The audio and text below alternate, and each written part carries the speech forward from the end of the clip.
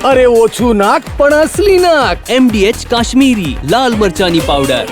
MDH। તો મુંબઈ મહાનગરપાલિકાની ચૂંટણીનું આજે પરિણામ આવી રહ્યું છે। મુંબઈમાં 227 વોર્ડમાં કુલ 1700 ઉમેદવારોનો આજે ભાવિનો ફેંસલો થવાનો છે। બૃહદ મુંબઈ મહાનગરપાલિકા સહિત કુલ 29 કોર્પોરેશનની ચૂંટણીનું આજે આવી રહ્યું છે પરિણામ। બીએમસીની ચૂંટણીમાં સરેરાશ 52.94% મતદાન થયું છે।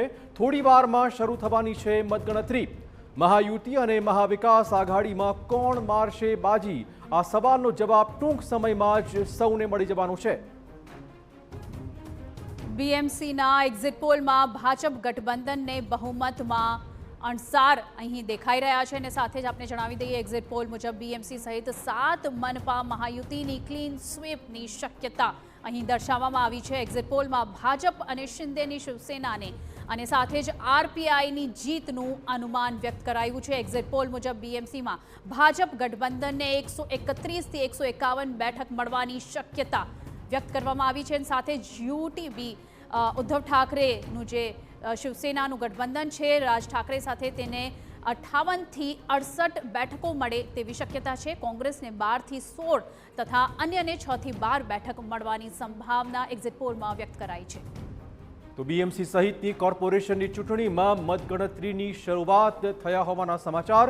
સૌપ્રથમ પોસ્ટલ બેલેટની મતગણતરીનો આરંભ કરી દેવાયો છે। મુંબઈમાં 23 જગ્યાઓ પર આ પ્રક્રિયા શરૂ થઈ હોવાના સમાચાર છે। એક સમયે 2 વોર્ડની જ મતગણતરી થઈ શકશે। 2 વોર્ડની મતગણતરી પૂર્ણ થયા બાદ અન્ય વોર્ડના મત ગણવામાં આવશે। તો આજનો દિવસ મહારાષ્ટ્ર માટે અતિ મહત્વપૂર્ણ, કેમ કે મહારાષ્ટ્રની આગામી રાજનીતિની દિશા એ આજનો દિવસ નક્કી કરવાનું છે। અનેક ફેક્ટર્સ મહારાષ્ટ્રની આ ચૂંટણીમાં મહત્વપૂર્ણ સાબિત થવાના છે।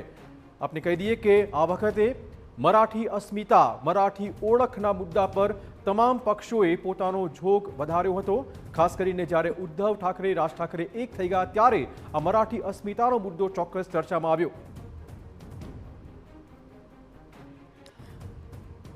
વાત કરીએ મુંબઈની તો બીએમસીમાં મહાયુતિની જીતનો શિવસેનાએ વિશ્વાસ વ્યક્ત કર્યો છે।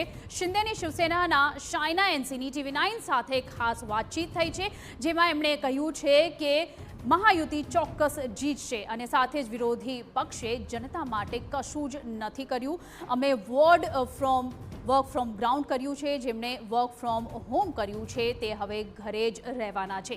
મેયર મરાઠી અને મુંબઈની જનતા માટે જેનું દિલ ધડકશે એ જ હશે મુંબઈનો મેયર। પ્રત્યેક રાજ્યના વ્યક્તિએ મુંબઈને બનાવ્યું છે અને સાથે જ હેલ્ધી ડિસ્કશન થવું જોઈએ, પણ ઠાકરે બંધુઓની ભાષા જરા પણ યોગ્ય નથી।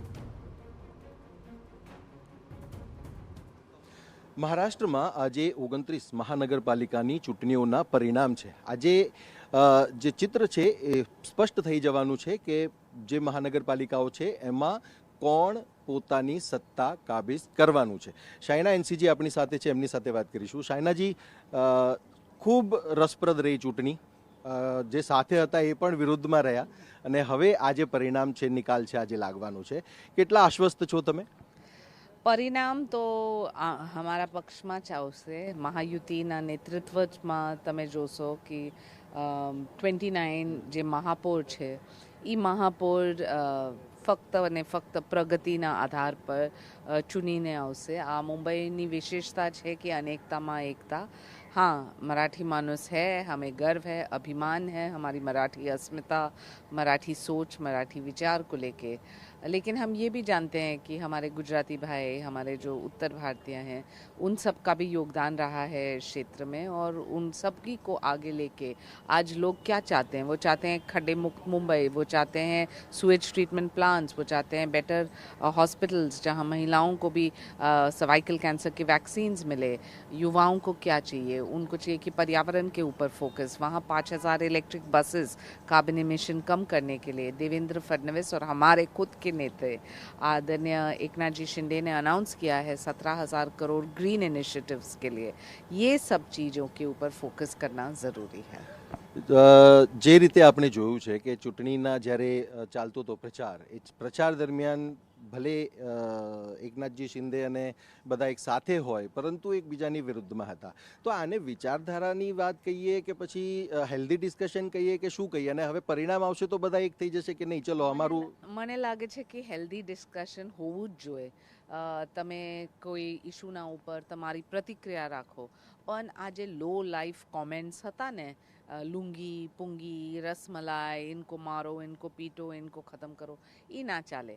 અમારી જે મહારાષ્ટ્રની સંસ્કૃતિ છે, ગુજરાતના જેમ જ બહુ સંસ્કૃતિ ને સભ્યતા, જ્યાં તમે કંઈ કહો તો તમારી વાતના ઉપર તમે ચર્ચા કરો, પરંતુ આમ शब्दान ना वापरना. तो आई थिंक कि ये जो इलेक्शन का नतीजा है वो सिर्फ प्रगति के आधार पे आपने देखा है, केंद्र में एक सरकार, प्रदेश में एक सरकार और अभी बीएमसी में एक सरकार. हमारा बजट जो है 74,000 करोड़ है और इसके बावजूद आज जो खड्डे मुक्त मुंबई नहीं, स्विच ट्रीटमेंट प्लांट नहीं, तो लोगों को दुख होती है. वहाँ दूसरी तरफ देवेंद्र फडणवीस और हमारे नेता आदरणीय एकनाथ जी शिंदे ने वर्क ऑन ग्राउंड किया, थोड़े लोग ने वर्क फ्रॉम होम किया. तो अभी लोग ये संधि उनको दे रहे हैं कि आप हमेशा के लिए घर से बैठ के वर्क फ्रॉम होम कीजिए.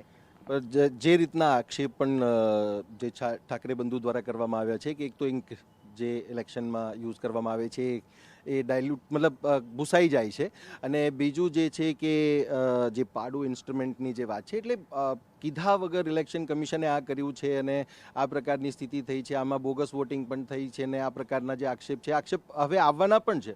આજે 12 વાગે જ્યારે તમે જોશો રિઝલ્ટ્સ તો એ જ ચાલુ હશે કે કોઈ કહે છે કે ઈવીએમ. હવે છોલા હોય કે ચોળા, સફેદ ચણા હોય કે કાળા ચણા, બધું મજેદાર બનશે. MDH